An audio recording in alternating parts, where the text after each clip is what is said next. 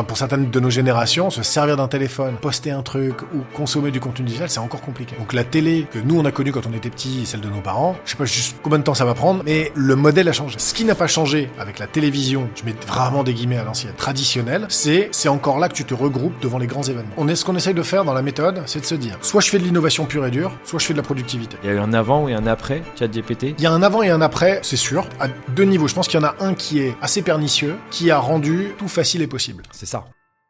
Bonjour et bienvenue à tous dans un nouvel épisode du Deep Talk. Aujourd'hui, j'ai l'honneur de recevoir François-Xavier Pierrel du TF1.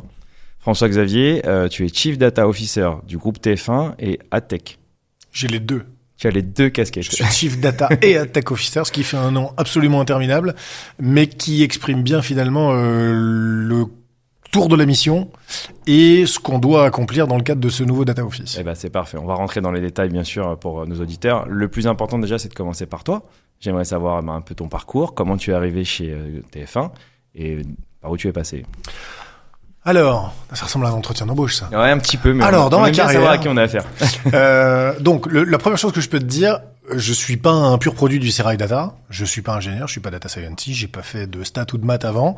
J'ai un parcours assez tradi d'école de commerce et les 10 premières années de ma vie, je les ai fait dans les télécoms.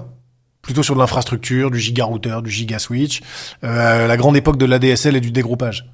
Si vous avez à peu près le même âge que moi, ça doit vous parler. Ça me parle énormément. Où à l'époque, il y avait des business plans tous plus fous les uns que les autres et on allait mettre du haut débit partout. Et on mettait 6 mois pour avoir une ligne internet. Exactement. Pour avoir du 128 kilos avec des modems USB. Donc moi, j'étais plutôt dans cette partie-là. J'y ai passé pas mal de temps. Je me suis commencé à tourner un peu en rond et je me suis dit, je vais faire un pas de côté et je voulais aller dans le jeu en ligne. Alors, pourquoi ? J'ai pas exactement d'explication, mais je me suis dit, il va se passer un truc, j'ai envie d'y aller, 2007. Et je signe pour une boîte hollandaise qui s'appelle Xylem, qui vient d'être achetée par Real Networks. D'accord. Alors, il faut avoir mon âge pour se souvenir du Real Player. Et oui, qui marchait pas tout le temps bien d'ailleurs. Qui marchait pas tout le temps, mais cette société avait quand même tout entre les mains. Mm-hmm. Ils avaient un player musical avec du streaming, ils avaient du casual gaming. Et donc, moi, j'étais en charge de travailler les business models derrière le casual gaming. Casual gaming, c'est Candy Crush, mais à l'époque pas sur un téléphone, sur un ordinateur. Et donc, on commence à collecter des données, on collecte des emails, il n'y a pas de RGPD à l'époque, hein.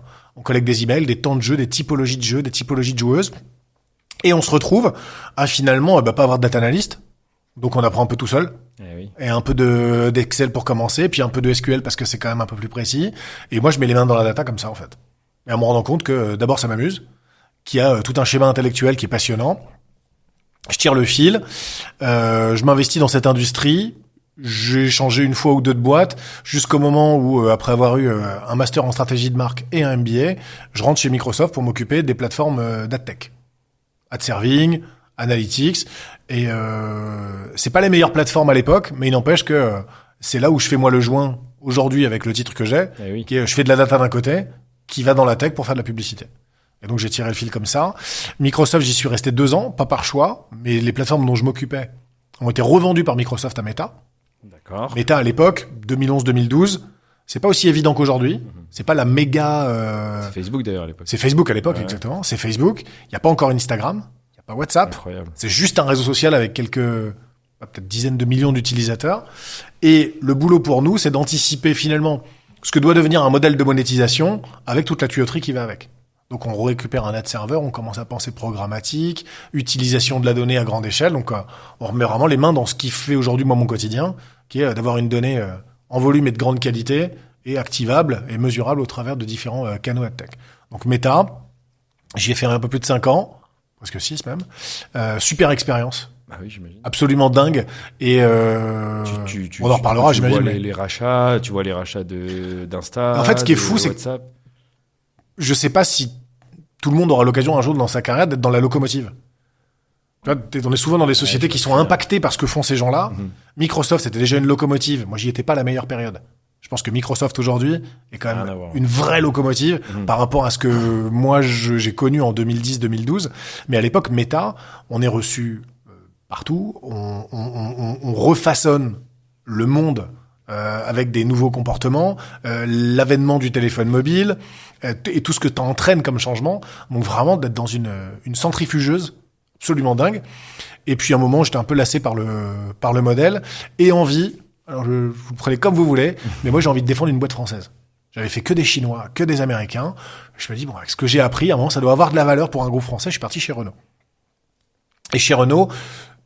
Un fleuron de l'industrie française. Ah ouais, mais à l'époque, numéro 1 mondial en volume. À un moment où le groupe décide de se transformer, donc de mettre de la data vraiment à grande échelle, de réformer un peu toute son infrastructure. On voit arriver différents profils un peu comme les miens. Et à un moment... pas évident, puisque Carlos Ghosn partira 1 an après, un peu de bataille pour reprendre le pouvoir, et finalement, pour faire de la transfo autour de la data, il faut être dans le bon moment.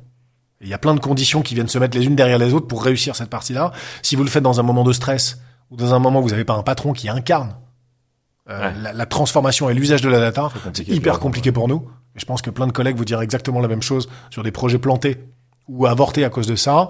Renault, donc, les conditions étant pas bonnes, moi j'arrive un peu au bout de l'histoire en me disant je vais jamais réussir et je vois pas comment on va pouvoir réussir.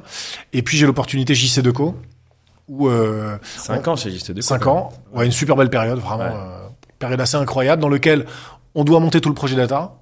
Et moi j'en suis et l'incarnation et le pilote, donc une feuille blanche avec un sponsoring du board et de la famille Decaux absolument fou, et en même temps plein d'événements comme le Covid, qui viennent nous télescoper et qui aident toute l'accélération sur la partie data.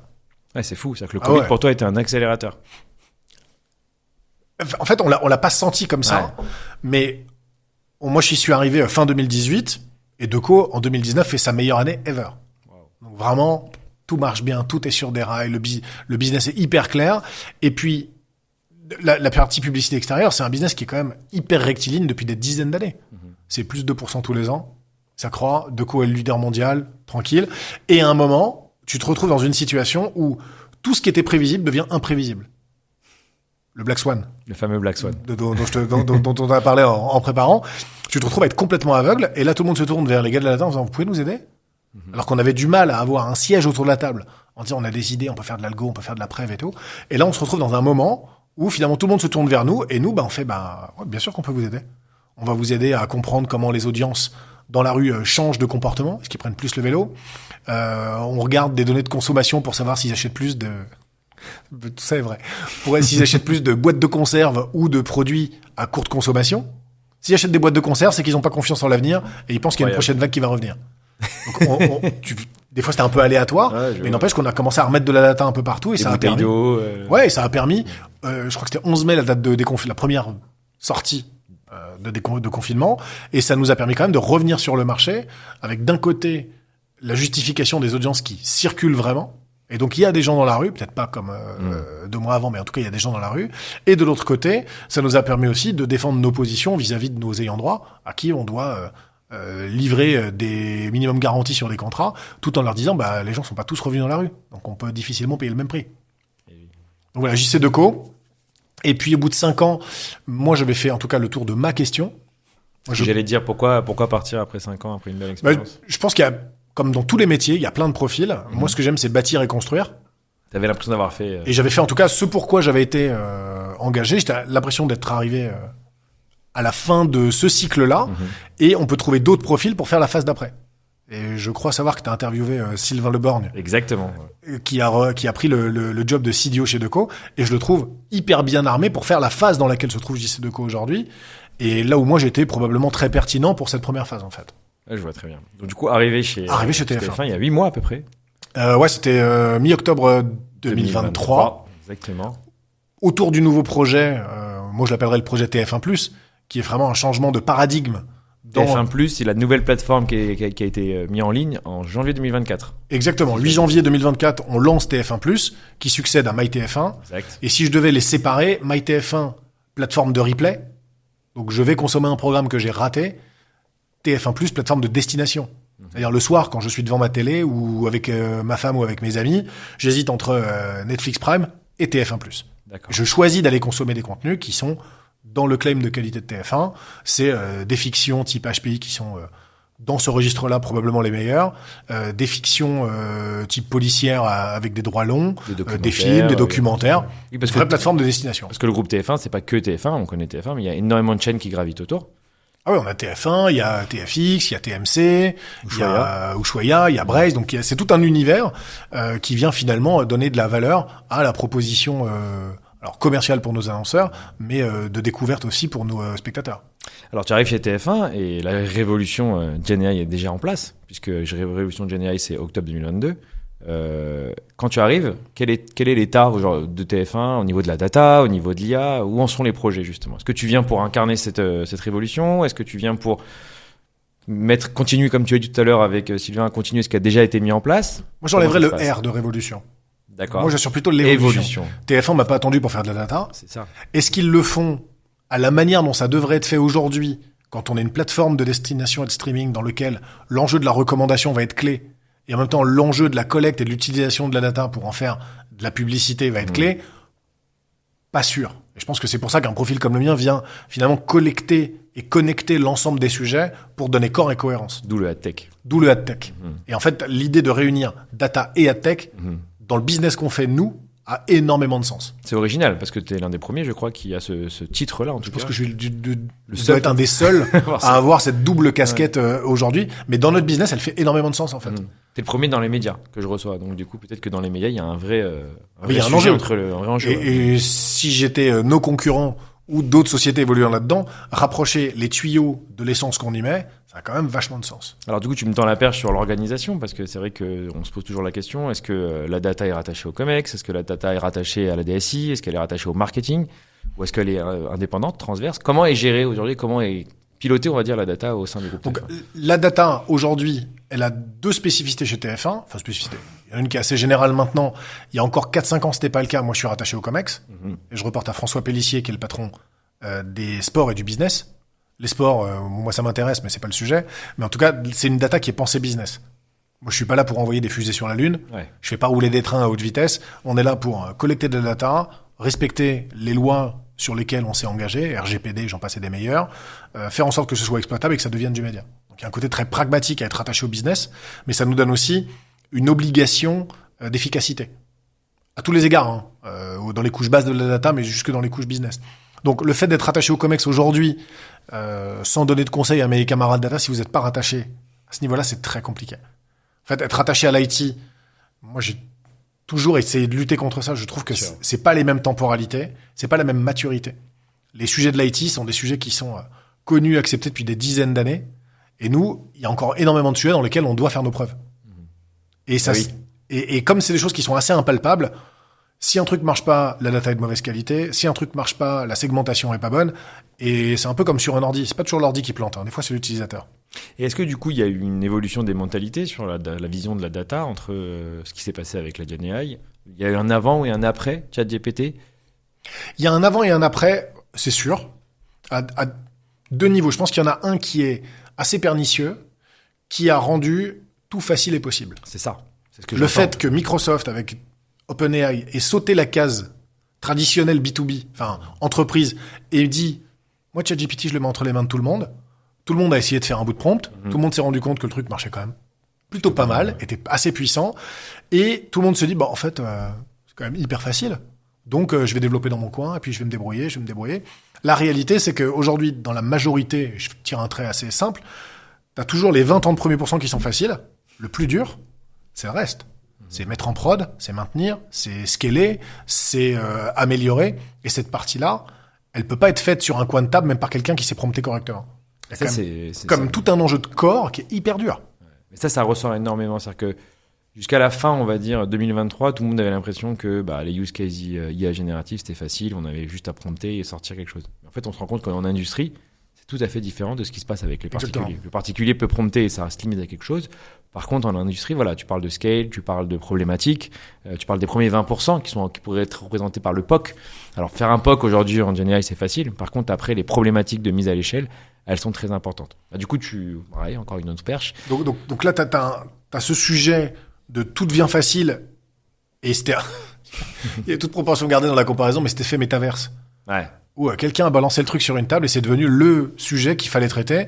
Métaverse, ça a fait, ça reviendra peut-être, hein. Ouais. Je l'enterre pas du tout. C'est un peu la crainte qu'on a eu au début des IA. On pensait que ça allait faire ça exactement. C'est que c'était finalement un autre effet de mode. Ouais. sur lequel les équipes techniques comme les nôtres allaient devoir répondre en expliquant OK, on va démystifier le truc. Donc là, le GenAI, il vient quand même nous impacter à deux niveaux. C'est qu'il nous donne des moyens qu'on n'a jamais eu. Financier, tu veux dire? Non, technique. Technique, ouais. Une puissance de calcul, une puissance d'exécution, mais qui nécessite quand même que tes basiques soient bons. T'en reviens toujours à ça. La data. Tu peux avoir le meilleur modèle d'IA du monde. Si ta data est pas bonne, ton modèle, il calculera. Ah ben exactement. C'est ce qui est toujours sur cette équation de base. Ouais. Et ce que j'ai eu la chance finalement de faire passer chez TF1, mais je pense que c'était compris avant, c'est que avant même d'aller s'envoyer, en tout cas dans notre périmètre, sur des modèles d'IA hyper avancés, il faut d'abord que notre data quality soit nickel, qu'on soit capable de tracer toute notre conformité, qu'on soit capable d'avoir la bonne infrastructure pour exploiter notre data. Ensuite, on met de l'IA. Donc là, vous, au niveau de la data, vous êtes bien en place, vous avez une gouvernance de la donnée, vous avez de la qualité de données qui est en place. On a gouvernance de la data, on a qualité qui est en place. Une fois encore, je pense que c'est comme dans toutes les sociétés, tout peut être amélioré. Ouais. Mais on a une gouvernance de nos projets data, on est en train de revoir tous les périmètres sur les data owners, les data domains, pour finalement tout le monde soit responsabilisé. C'est ça. Le sujet de la data quality, c'est pas que le sujet du data office. C'est le sujet de chacun de faire en sorte que quand je transforme une table dans un Snowflake ou quand je lance un nouveau plan de collecte sur un outil, que tout soit nickel pour qu'on puisse finalement avoir un écosystème qui soit le plus pérenne possible. Donc il y a plein de choses qui existaient. Le fait de pas avoir un data office complètement centralisé fait que de temps en temps, on pouvait penser de coordination. Et en fait, l'effet que nous, on apporte avec le data office, c'est cet effet de coordination. On bosse évidemment avec notre DPO. Quand même, le sujet de la conformité, il est clé. On bosse avec nos juristes, on bosse avec nos métiers. Et en fait, là où avant, on avait énormément de verticales, on se retrouve à avoir une énorme horizontale. Donc, tout le monde prend conscience de la valeur de la gouvernance, de la valeur de la qualité. Et on n'est pas juste là pour embêter les gens. Le fait d'avoir un vrai programme de qualité fait qu'à la fin, t'es meilleur en CRM, t'es meilleur en publicité, t'es meilleur sur l'ensemble de tes sujets. Du coup, vous tendez vers data centrique, data mesh. Aujourd'hui, c'est quoi? C'est comment c'est organisé? Il y a énormément d'entités chez TF1. Donc, est-ce que chaque chaîne, par exemple, a sa propre data? Elle a sa propre gouvernance? Alors, elle a sa gouvernance en tant qu'entité, en tant que chaîne. Nous, en tant que data, on travaille pour l'ensemble du groupe. L'ensemble du groupe TF1, donc c'est très décentralisé quand même. Ouais, alors je dirais que s'il y a un modèle, mais je peux pas aller trop loin là-dessus, ce serait un modèle de data mesh. C'est-à-dire, nous, ce qu'on veut, c'est avoir quelque chose de très centralisé, mais hyper autonome pour les métiers. Ouais, c'est ça. C'est-à-dire, gouvernance, centralisation de la data quality, catalogue, avec une gouvernance fédérée, et après des responsabilités au sein des métiers. Nous, on n'est pas là pour les ralentir. Il faut surtout pas qu'on soit en capacité de les ralentir. Donc, le meilleur moyen, c'est un axe data as a service. Comment est-ce que je peux consommer de la data pour mieux faire mon métier en me concentrant sur ce que je sais faire en tant qu'expert? Mais je veux pas qu'un analyste d'un métier se retrouve à refaire des tables. C'est pas le sujet. Eux, ils sont là pour faire parler de la data et prendre les bonnes décisions dans leur périmètre. Et c'est plutôt ça qui nous intéresse. Ok, parfait. Si on rentre un peu sur les sujets IA, du coup, j'entends parler de 500 use cases, 200 use cases, 1000 use cases en 2025, en 2026, avec des objectifs justement d'avoir énormément de use cases au sein des entreprises. Comment vous faites aujourd'hui pour prioriser vos use cases? Qu'est-ce qui dit en tout cas, et quels sont les critères qui vous permettent de dire je vais partir sur un use case ou pas? Alors, c'est un mix de gouvernance et d'intelligence collective. Donc, pour la partie IA générative, nous, on n'a pas le leadership, nous, on est contributeurs. Et en fait, là où je trouve malin, c'était même avant que j'arrive, ce qui a été fait chez TF1 qui est assez malin, on a une équipe innovation qui est rattachée à la direction de la technologie, et eux animent un énorme stream autour de l'IA générative. Et l'idée, c'est que finalement, chaque corps de métier soit, en tout cas, l'expert est autonome dans sa capacité à innover. Donc, évidemment que les équipes qui font la production, les équipes qui font de l'info, les équipes qui font de la pub comme nous, ou de la donnée CRM, ont pas les mêmes besoins et pas les mêmes enjeux. Et donc, ce qu'on essaye de faire, c'est de trouver cet équilibre entre prendre des solutions de marché. Il y a plein de startups, plein de scale-up qui viennent avec mais des solutions qui sont hyper solides. Des fois, c'est que des slides un peu bancals. Des fois, ça marche, des fois, ça marche pas. Mais en tout cas, au travers du comité data IA qu'on a, chacun remonte les idées, les use cases. Les use cases, je dis qu'on en a pas 500. Mais je préfère en avoir 50 qui tournent bien que 500, finalement, où je fais que des POC et ça voit jamais le jour. Donc, en fait, chaque corps de métier est responsable des use cases qu'il a à produire. D'accord. Par exemple, pour nous, on est en charge des algos de reco qui sont sur TF1+. Donc, comment est-ce que j'utilise de l'IA générative pour soit traiter mes données plus vite, soit être plus fort en recommandation, soit améliorer le match entre la recommandation et le visuel que je vais mettre à dispo. Il y a plein de choses qui viennent finalement nourrir et sortir des cas d'usage qui vont nous permettre d'être pertinents dans notre territoire et surtout d'être focus. Si on me demandait à moi d'aller développer pour l'info ou pour les unités de production de nos studios, c'est tellement spécifique au métier que je mettrais des mois à essayer de comprendre ce que je dois produire. Donc chaque métier vous remonte leur use case. Ils remontent les use cases. De temps en temps, enfin assez fréquemment, on se rend compte qu'il y a des connexes. Bah oui. Il y a des connexes entre tous les métiers. Donc, où est-ce que c'est le plus pertinent d'aller le développer ou de le tester? Si c'est ici, si c'est chez nous, nous on le prend et on travaille avec les autres équipes. Et de l'autre côté, on travaille aussi avec les très gros éditeurs. Là, c'est la chance de faire partie d'un groupe comme TF1, c'est qu'on travaille avec tous les gros éditeurs. Et donc, on essaie de trouver cet équilibre entre start-up, scale-up, petites solutions innovantes, mais hyper intéressantes pour nous, et aussi prendre ce qui va nous permettre d'industrialiser plus vite. Les modèles qu'on a... ça, c'est lié à votre stack. Ouais, c'est lié à notre stack.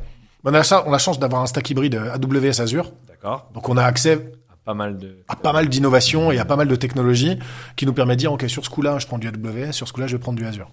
C'est ce qu'on ressent, c'est qu'au début des startups, en fait, il y avait énormément de sociétés qui sortaient, et aujourd'hui, pour pouvoir être utilisées, elles rentrent dans les catalogues de ces gros vendors. C'est plus facile. Plus facile. On prend l'exemple de Mistral AI qui signe des partenariats avec Microsoft, avec un peu tout le monde, pour pouvoir justement être mis à disposition des entreprises, parce que vous avez déjà des contrats avec ces grosses boîtes. Et même les gros éditeurs sont, en tout cas de ceux dont je peux me souvenir, sont beaucoup plus flexibles qu'avant.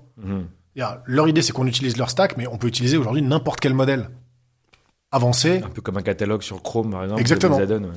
Il y a un côté un peu open, c'est toujours un peu compliqué de dire open dans ces moments-là, mais en tout cas, je peux intégrer d'autres modèles que je maîtrise mieux, qui sont moins coûteux ou moins énergivores ou financièrement impactants, au sein d'un écosystème AWS ou même Microsoft, quoi. C'est flexible. C'est pas ouvert, non, c'est flexible, je suis d'accord. Flexible. Je préfère le terme de flexible que ouvert. Parce que quand tu dis ouvert, on va penser à l'open source tout de suite. On n'est pas exactement là-dedans. Pas exactement. Un peu plus complexe, quoi. Est-ce que tu as des cas, des use cases sympas à nous citer pour nos auditeurs, des trucs qui sortent de l'ordinaire? Parce que bon, tout le monde est au courant du use case chatbot, ça tout le monde l'a vu. Tu parlais tout à l'heure de prédiction pour les plateformes comme TF1+, par exemple, c'est hyper intéressant. Est-ce qu'il y a des use cases qui sont en développement sur lesquels tu pourrais nous... Alors, il y en a plein. Je vais essayer de te répondre ce sur quoi je peux avoir de communiquer. Ouais. Non, mais c'est des choses. En fait, ce qu'on essaye de faire dans la méthode, c'est de se dire, soit je fais de l'innovation pure et dure, soit je fais de la productivité. Oui, parce que tout le monde pense aujourd'hui que l'IA, c'est révolutionnaire, donc le fameux R que tu disais tout à l'heure, mais au final, on s'en rend compte avec le tassement un peu de l'évolution que les use cases, c'est un peu du classique quand même, parce que du chat GPT, un peu plus pour les entreprises. Tu vas faire un chatbot, ça fait déjà 15 ans qu'on en fait des chatbots. Voilà, c'est ça, tout le monde me dit, parce que moi, tout le monde m'interpelle, me dit, mais c'est quoi les évolutions, c'est quoi les révolutions? Je dis, écoute, il y a les chatbots. Je dis, mais ça existe des déjà. fois, tu vois, l'évolution ou le truc le plus impactant, c'est parfois juste d'améliorer la vie des métiers. Voilà, ça c'est important. Et nous, notre boulot, c'est quand même, on va parler du B2C, de la partie TF1+ avant, mais ce qui est intéressant, c'est de se dire, t'as plein de tâches aujourd'hui qui sont manuelles, et finalement, tu les as jamais remises en cause. Et là, est-ce qu'avec de la Gen AI, est-ce qu'avec des modèles plus puissants, je suis capable de changer ce paradigme-là et de donner la capacité à ceux qui font la tâche de se concentrer sur les 20% qui font vraiment la différence et de venir automatiser les 80%. Je te prends un exemple. Sur TF1+, on a des équipes édito qui ont donc des contenus. Une semaine, ils ont la Starac, une semaine, ils ont Koh-Lanta, et puis ils ont des nouveaux films dans le catalogue. Comment est-ce que tu les mets en avant pour répondre à tes objectifs? Ça peut être du temps passé, ça peut être de l'engagement, ça peut être de l'acquisition de nouveaux streamers.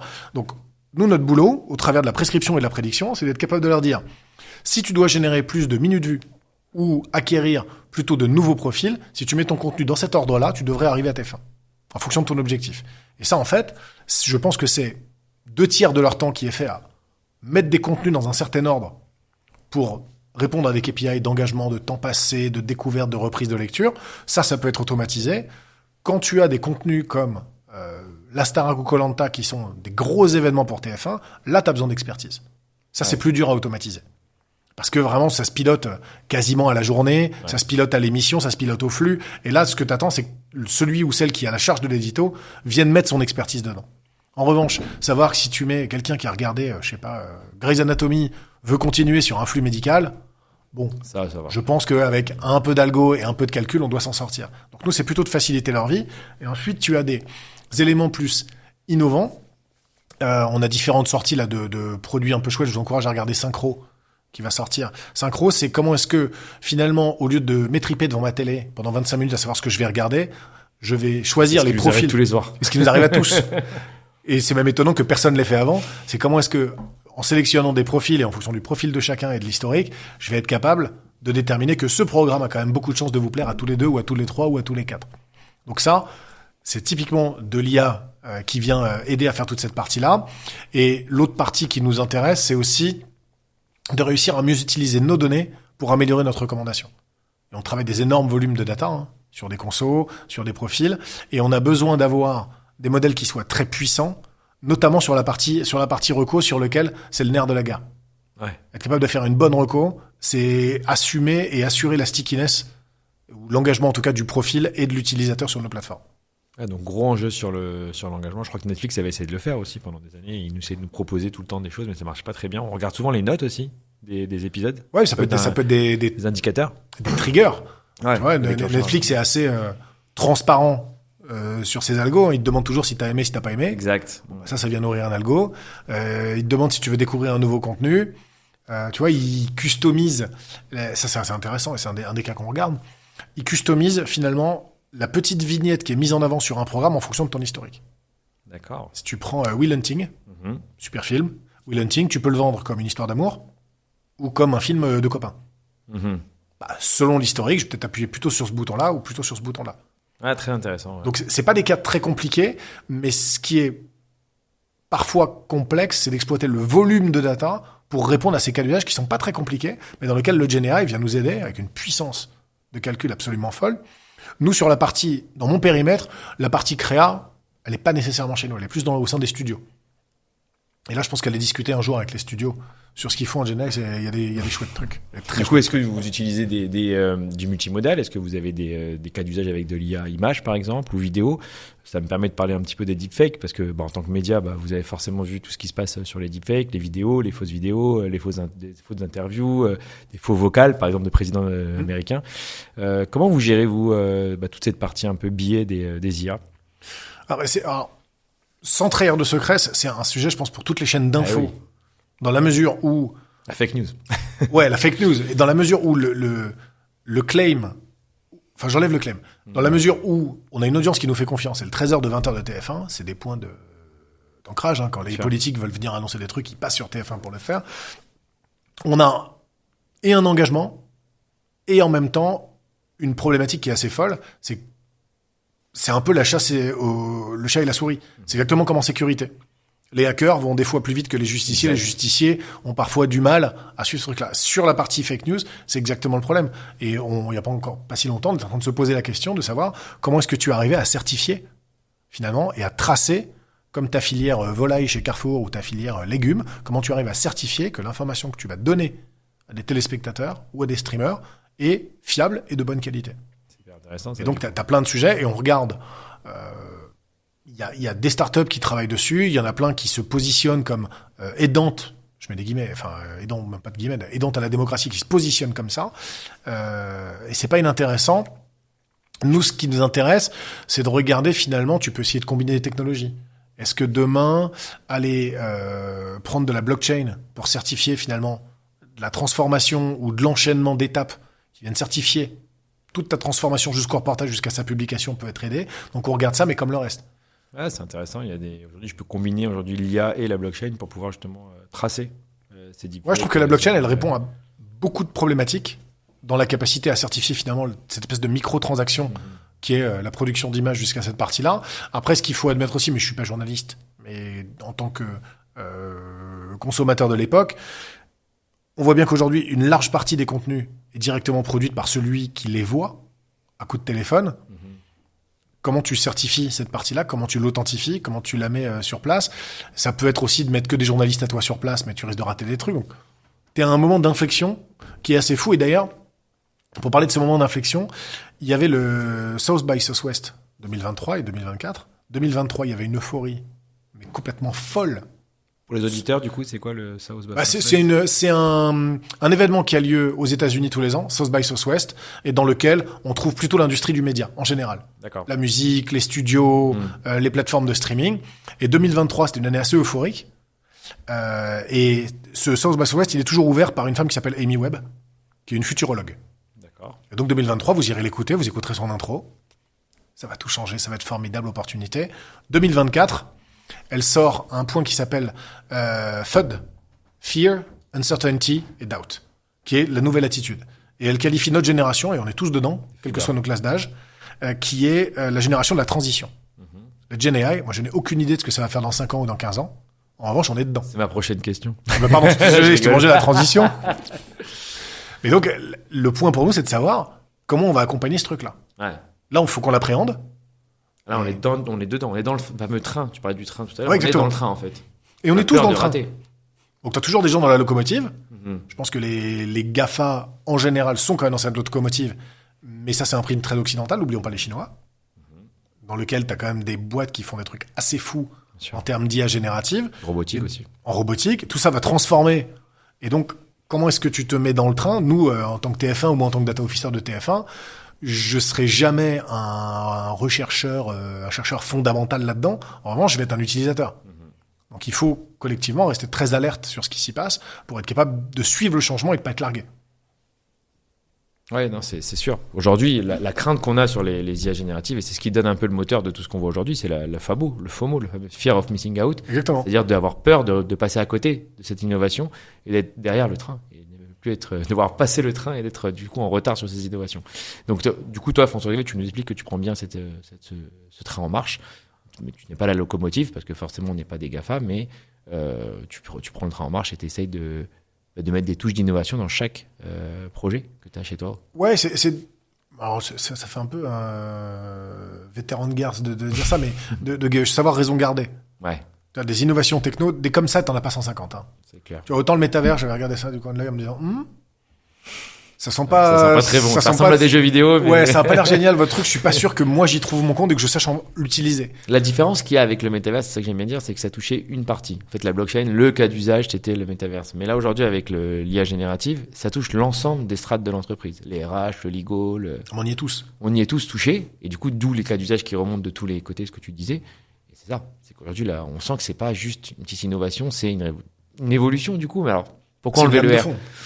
Moi, j'enlève le R parce qu'en fait, j'y vois une continuité avec la data. Ah oui, bien sûr. D'abord, toi, je sais même plus si c'est il y a 10 ou 15 ans, on est arrivé data, on a fait le big data, on a structuré nos entreprises, et en fait, ce coup d'accélérateur-là nous permet d'aller encore plus partout, et surtout de donner... C'est ça que je trouve intéressant. Je t'avais parlé du côté pernicieux de l'arrivée de la Gen AI. Ce qui est intéressant aussi, c'est qu'aujourd'hui, ça donne un avis à plein de gens qui n'étaient pas entendus ou écoutés.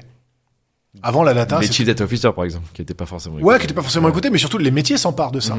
Ce qu'on leur dit, nous, c'est trouver des cas d'usage. Ouais. Nous, on va pouvoir potentiellement vous les réaliser, mais c'est à vous de vous emparer du truc en imaginant ce que va devenir le métier de comptable, de juriste, de commercial, et comment est-ce que tu peux venir mettre de la Gen AI un peu partout pour soit améliorer et faciliter, soit pour rendre plus fiable et plus durable.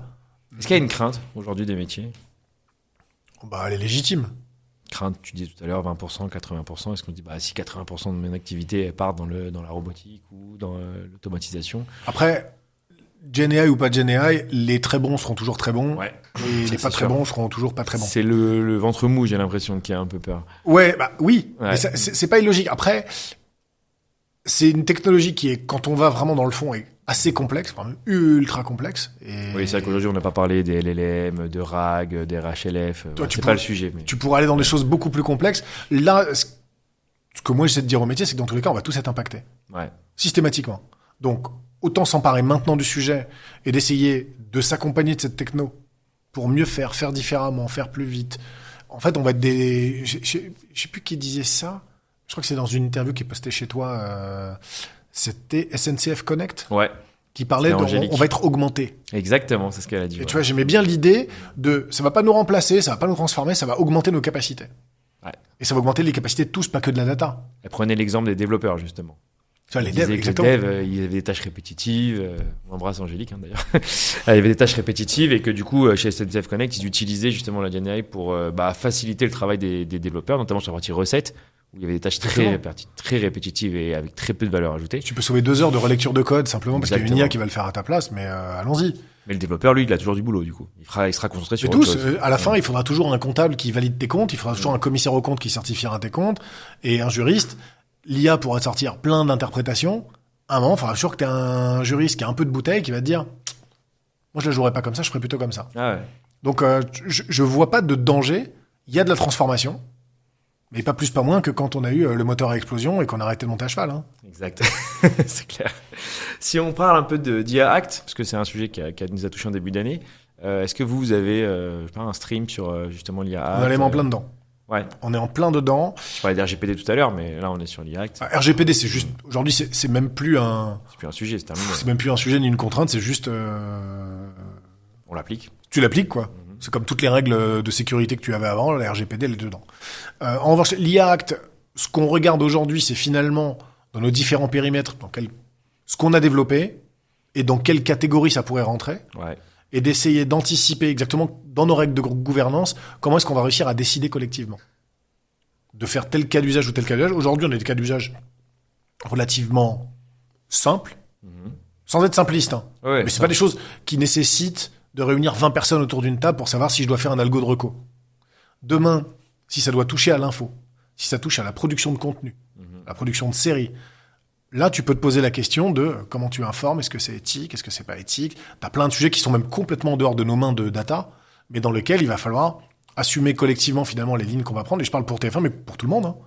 Tout ce qui va être développé sur... On parle de prochains films qui vont être développés. D'un prochain film qui vont être faits 100% en IA. Ça va arriver. Oui, il y a tous les sujets des droits d'auteur sur la musique qu'on a vu arriver, sur... tu parlais des deepfakes, sur des vidéos. Bon, ça pose quand même énormément de questions. Et je pense qu'en fonction du côté de la barrière où tu vas te situer, ton niveau d'engagement et ton niveau d'éthique peut varier. Est-ce que tu penses justement qu'en Europe, on n'est pas trop réglementé et que du coup, on ralentit l'innovation? C'est un peu la crainte qu'on a. Alors, dans mon périmètre, j'ai pas l'impression que ça nous ait ralenti. D'accord. Je pense qu'il y a des gens qui font des choses plus avancées que nous, qui pourraient te dire, ouais, effectivement, tu vois, ça me ralentit sur cette partie. Ce que je trouve intéressant, je sais pas si ça... Politiquement. Non, c'est pas politiquement. C'est de me dire, assez souvent, mais je vais pas faire une généralité un peu facile, assez souvent, le législateur est vu comme la voiture balai. Il vient légiférer quand tout est déjà en place et tout est déjà fait. C'est ce qu'on a vécu avec l'avènement des GAFA. On se retrouve dans une situation dans laquelle, finalement, tu as des acteurs qui ont profité de tous les fluctuations, les flous qu'on peut avoir sur la gestion de data. Et quand tu es une société plus petite, une fois que c'est légiféré, il faut que tu te mettes au carré.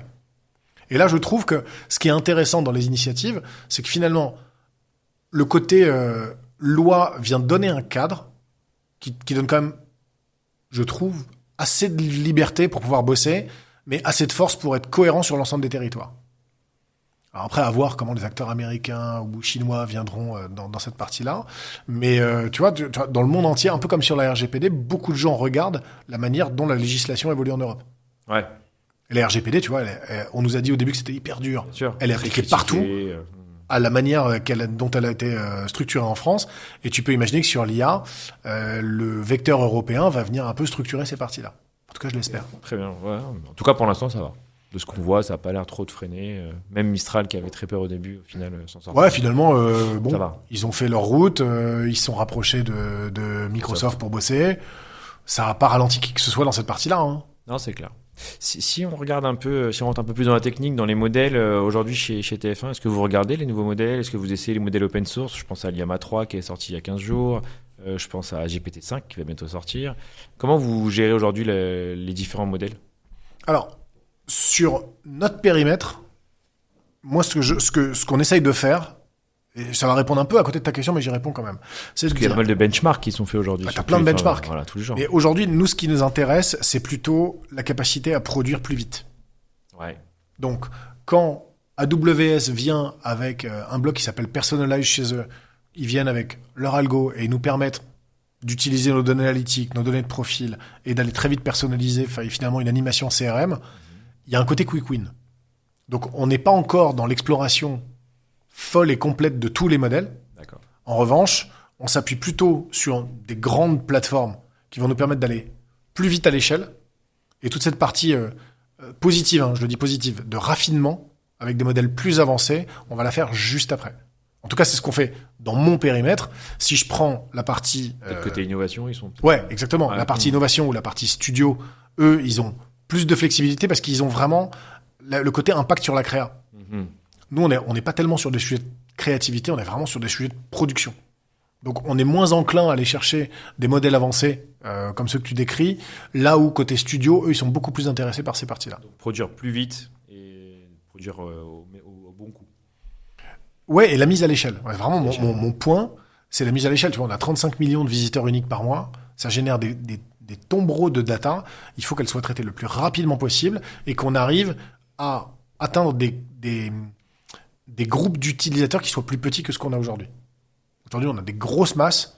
Il faut qu'on arrive à vraiment capillariser cette partie-là. Et ça passe par une mise à l'échelle qui soit plus rapide que ce qu'on fait aujourd'hui. Donc, c'est d'abord de la productivité avant d'être de la créativité. En tout cas, pour mon périmètre. Ok, parfait. Très bien, très bien. Non, c'est clair. Sur les ROI, si je reviens un tout petit peu sur les ROI, sur les use cases, du coup, les ROI, est-ce que le ROI est un facteur primordial sur... et quel type de ROI, par exemple, vous mettez en place? Dans le cadre de la gouvernance, on a ROI obligatoire. Financier? Pas forcément. Pas forcément. En fait, à la fin, ce que tu veux, c'est que ton projet crée de la valeur. Et la valeur, elle peut être quali, quanti, transformationnelle, tu soldes une dette d'organisation, peu importe le sujet, mais il faut que celui ou celle qui porte le projet se soit posé la question de la valeur qui est créée.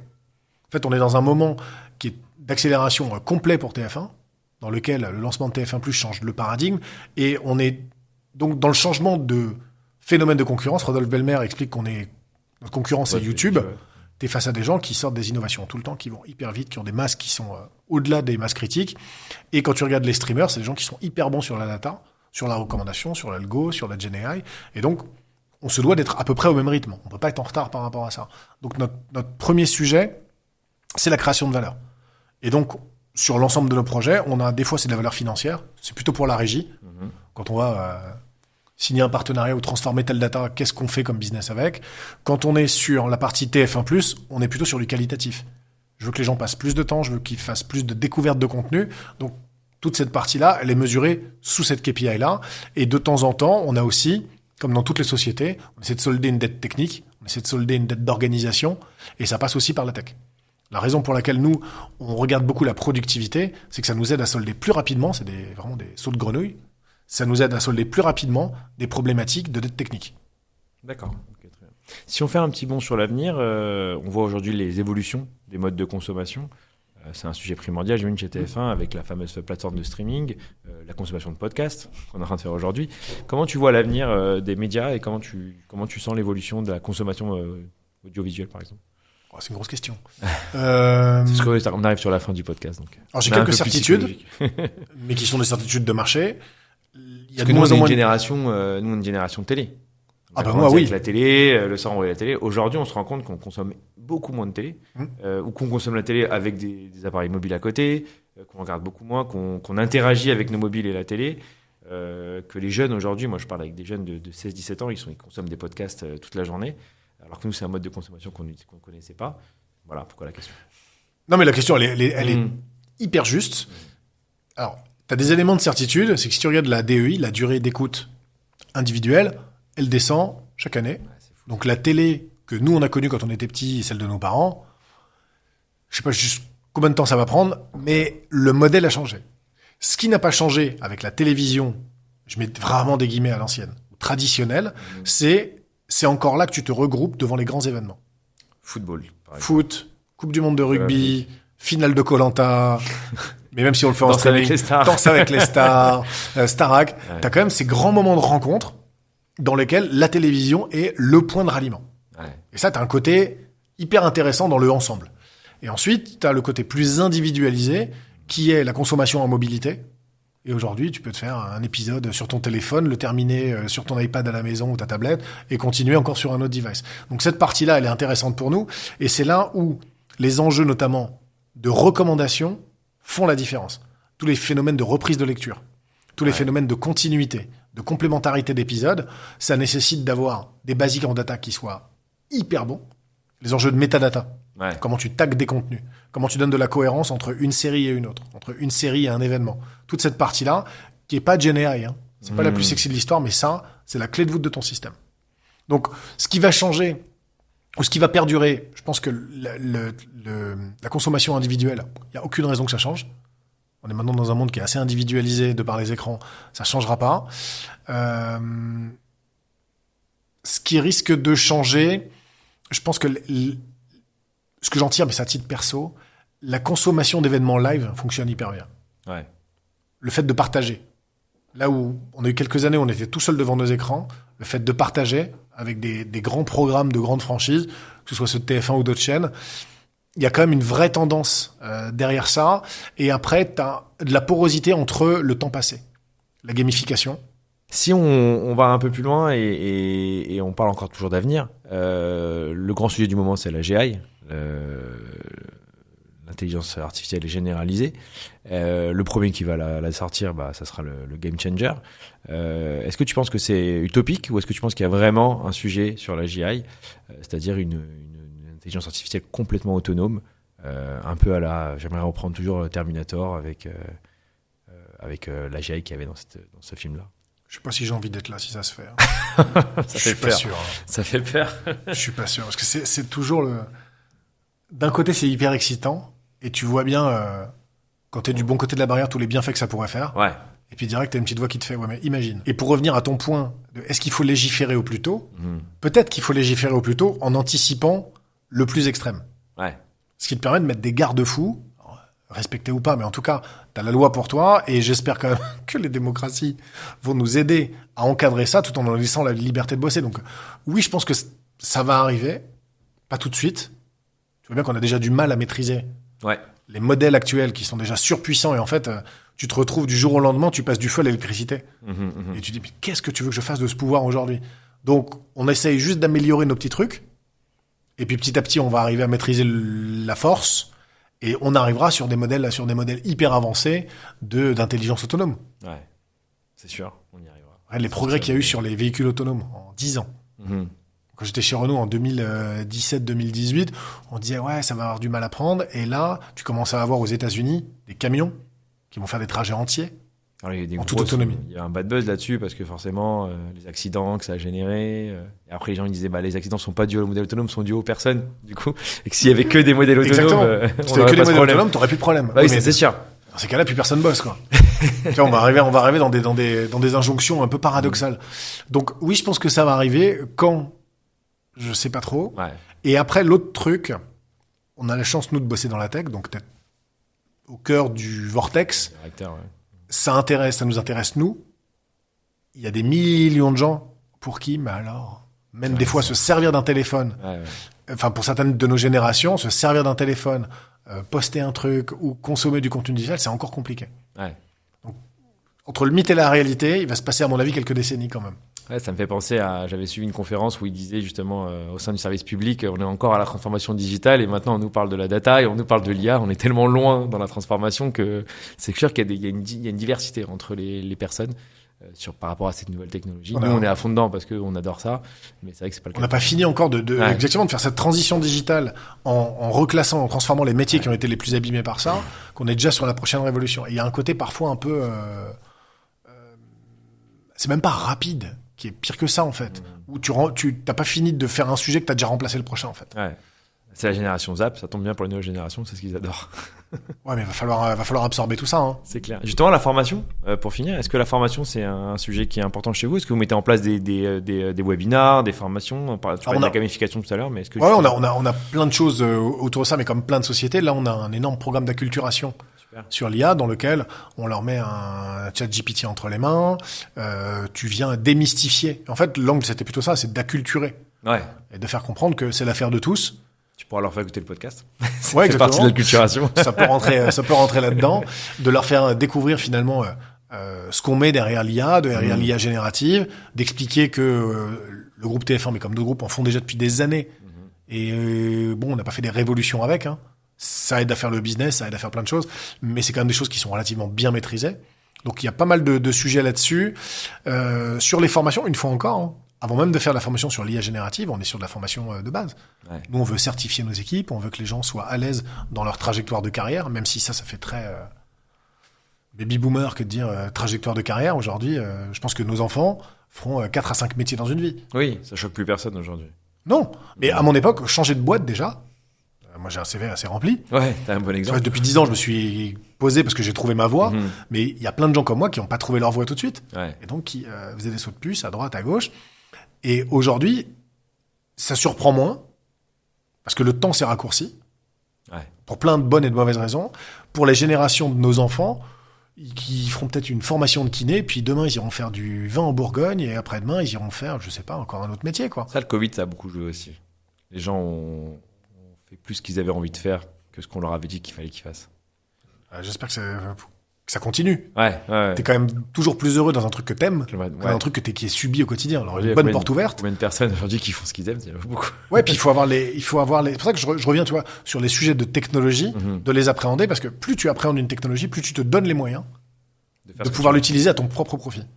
Et je parle pas du mal, mais de se dire, si je maîtrise cette chose-là, peut-être que demain, si je sais coder, je comprendrai mieux cette partie-là, et je vais pouvoir acquérir mon autonomie, et je pourrai choisir d'être freelance, CDD, CDI, ou de monter ma boîte si j'ai envie, et donc d'avoir finalement toutes les armes pour pouvoir le faire. Du coup, on finit sur ça. Tu sais que je gère le cabinet unique. Je vois passer énormément de profils, et les gens me demandent, mais quel est le métier de l'avenir, quel est le métier de demain? Déjà, première question, quel nouveau métier tu as vu émerger avec la Gen AI? Et deuxième question, c'est quels critères, quelle qualité tu recherches chez un profil? Le nouveau métier que moi j'ai vu passer, et on en a vu pas mal. J'en ai vu pas mal. Bon, t'as toujours les métiers récurrents. Ouais. Un bon product manager, c'est une vraie base. Un bon product owner pour piloter un sprint, c'est super bien. Des devs, t'en trouves de plus en plus de très bons niveaux. Tu vois, il y a 5 ans, je t'aurais pas dit ça. Trouver un très bon data scientist, c'était compliqué, tout le monde se bagarrait à prix d'or. Là, aujourd'hui, les éléments de formation, les universités, les écoles nous ont aidés à retrouver des volumes plus adéquats au niveau de recrutement. Non, les nouveaux métiers qui arrivent, c'est les métiers hybrides. J'étais à une conférence et quelqu'un parlait d'un profil de legal ops. Ouais. Comment t'as un vernis juridique et en même temps t'es capable de mettre ça dans de la tech. Tu vois, tu parlais de l'IA Act. Ouais. Oui, c'est un sujet légal, de conformité, d'interprétation de loi, et en même temps, comment ça rentre dans nos métiers? Comment tu nous aides, nous, à comprendre, dans le cadre de développement d'un algo, à quel moment je te fais rentrer dans la discussion, à quel moment je dois documenter, à quel moment je dois transformer mon algo. Donc un juriste très technique. Un juriste très... Il y a longtemps des technico-commerciaux, oui, capables de parler technique et d'être commercial. Ben là, il faut être et juriste et en même temps comprendre les métiers de développement. Ouais, ça rapproche à ce qu'on m'a dit aussi des data scientists qui parlent marketing, par exemple. Ouais. Technico-fonctionnel. Et donc d'avoir cette double compétence, tu peux l'avoir sous plein d'angles. Moi, j'ai fait et de la tech et de la data, donc j'arrive à faire ce pont-là. Ouais. Donc ça répond à certains besoins et pas à tous les besoins. Mais je pense que tu as plein de métiers dans lesquels les doubles compétences, technique fonctionnelle, technique métier, légal et métier, je trouve ça vachement intéressant parce qu'il y a tellement d'horizontales.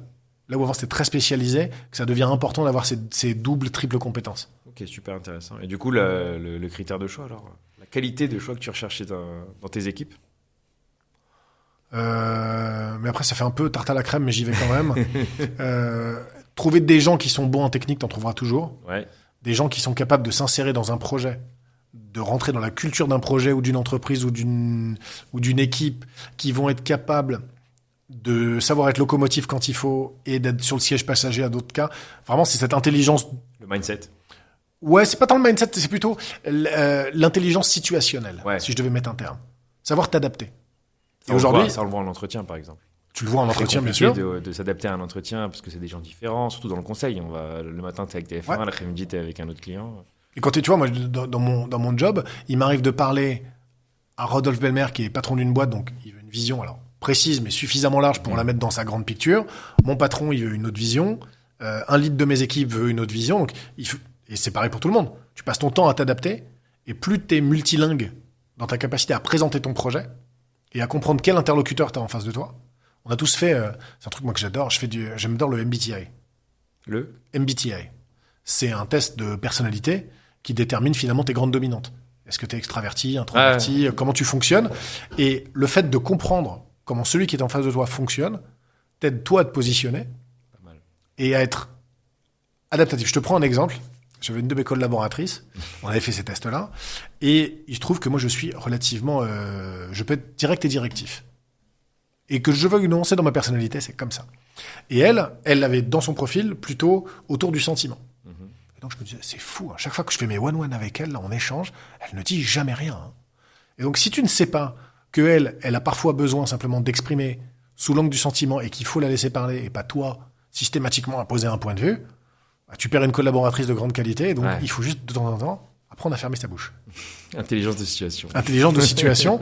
Et t'as plein de petits tools comme ça qui t'aident dans ton quotidien à bien savoir te positionner, à imaginer comment ton équipe fonctionne entre elles. Ouais. Et je pense que c'est vraiment quasiment un des éléments les plus importants, plus que de la tech aujourd'hui. Super intéressant. Le mot de la fin, ça va être pour toi, du coup, François-Xavier. J'aime bien demander à mes invités, du coup, quel est le livre qu'ils ont lu dernièrement. Quel est leur dernier livre de chevet? Alors, il est presque fini. Ça compte quand même. Il est presque fini, il est très très bien. C'est Mark Twill et ça s'appelle Leave the Gun, Take the Cannoli. C'est l'histoire du film Le Parrain. D'accord. Sous tous les angles. Avant le film, ça a été écrit? Non, ça a été écrit après. D'accord, ok. C'est comment ils l'ont monté, les problèmes qu'ils ont eu avec la mafia new-yorkaise, comment Francis Coppola abordait telle scène ou telle scène, comment il a structuré son film, comment il a convaincu Brando. Très sympa. Superbe. Et ils en ont fait une très très bonne série qui doit passer sur Apple, si je dis pas de bêtises, qui s'appelle The Offer. Ok. Série exceptionnelle. Et le bouquin, 600 pages, mais vraiment top. Ok. Bon, bah, ça tombe bien, on a un peu de temps avec les ponts. Merci beaucoup François-Xavier pour avoir accepté l'invitation, pour avoir été aussi rapide, pour avoir nous donné autant d'informations. Là, on a fait pratiquement 1 heure de podcast. Et puis tu es le bienvenu quand tu veux, si tu as des nouvelles informations à nous donner sur TF1. Et à très bientôt. Merci. Bonne journée. Au revoir. Au revoir.